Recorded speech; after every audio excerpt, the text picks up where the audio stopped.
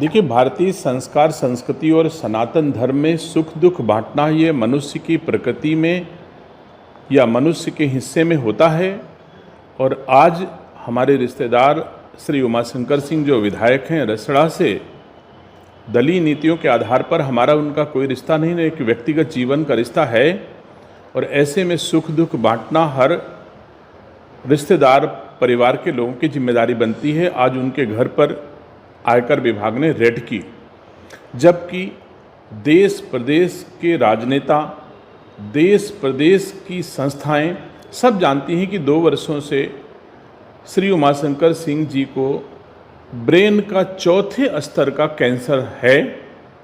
वो अपनी सांसें बचाने के लिए कभी अमेरिका, कभी दिल्ली, कभी लखनऊ 2 वर्षों से लगातार दौड़ रहे हैं। और ऐसी परिस्थितियों में उनका धंधा व्यवसाय सब चौपट हो चुका है, ऑलमोस्ट बंद हो चुका है।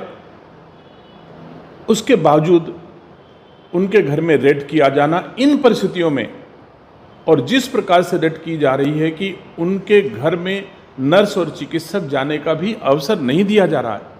अगर कोई हानि, जीवन की हानि होती है तो इसके लिए संस्थाएं जिम्मेदार होंगी।